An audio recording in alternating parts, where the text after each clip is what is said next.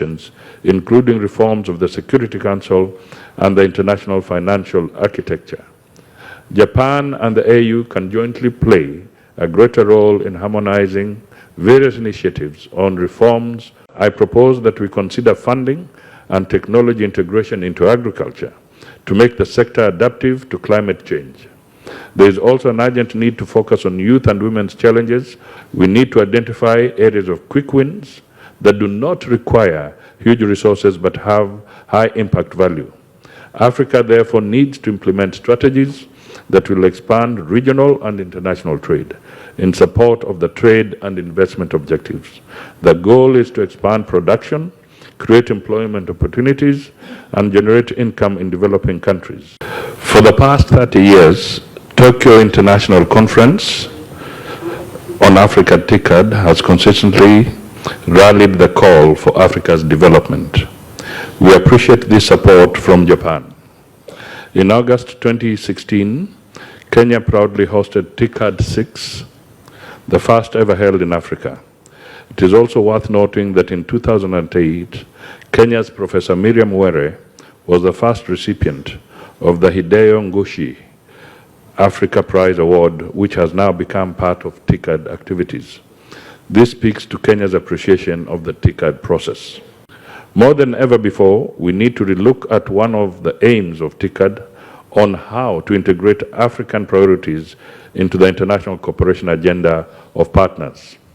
Kenya appreciates Japan's continued support to African-led efforts, especially in quality infrastructural development, as exemplified in projects like the Mombasa Southern Bypass Project, Mombasa Gate Bridge, and the Dongokundu Special Economic Zone, geared towards regional connectivity and promotion of trade and investment.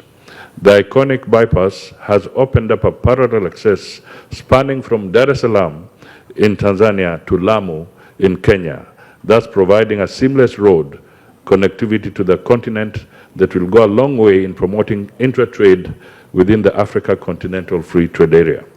Kenya is a leading destination in Africa for global foreign direct investment.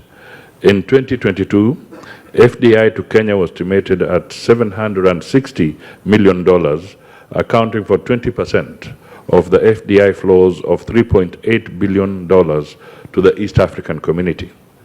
The presence of over 100 companies in Kenya in very strategic sectors attests to this achievement. This underlines our competitiveness as the financial and investment hub of the East African community. Your Excellencies, it is crucial to develop an enabling ecosystem for startups across the African continent, aimed at creating a robust network of entrepreneurs working together to attract more FDI, foster innovation, and address societal changes. This could hold the key to revolutionizing global supply chains to make them equitable, inclusive, sustainable, and responsive for all nations. On global governance, collaborative action is necessary to strengthen the functions of the United Nations, including reforms of the Security Council and the international financial architecture. Japan and the AU can jointly play a greater role in harmonizing various initiatives on reforms of the multilateral system. Trade and investment play a critical role in propelling economic growth and poverty alleviation.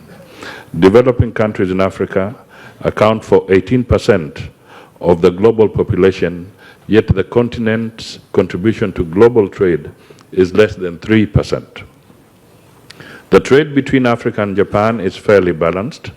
In 2023, the value of exports from Africa to Japan was estimated at $8.28 billion, while imports from Japan were estimated at $10.27 billion, resulting in a deficit of $1.98 billion in favor of Japan.